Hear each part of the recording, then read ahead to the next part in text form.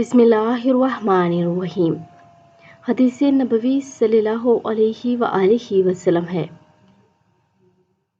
ابراہیم بن منظر حزامی، ابو یحییٰ زکریا بن منظور، محمد بن عقبہ بن امی بالک، ام ہانی رضی اللہ تعالیٰ عنہ فرماتی ہیں کہ میں رسول کریم صلی اللہ علیہ وآلہ وسلم کی خدمت میں حاضر ہوئی اور عرض کیا کہ اے اللہ کے رسول صلی اللہ علیہ وآلہ وسلم، مجھے کوئی آسان سا عمل بتائیے کیونکہ میں بوڑھی اور کمزور ہو گئی ہوں، میرا بدن بھاری ہو گیا ہے۔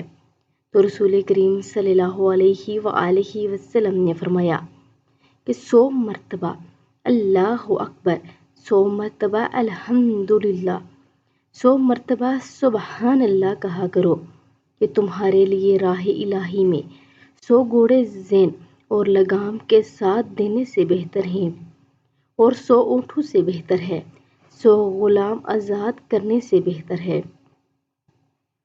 تو آپ سبھی ان کلمات مبارک کو لازمی پڑھیں اور ویڈیو کو آگے لازمی شیئر کریں۔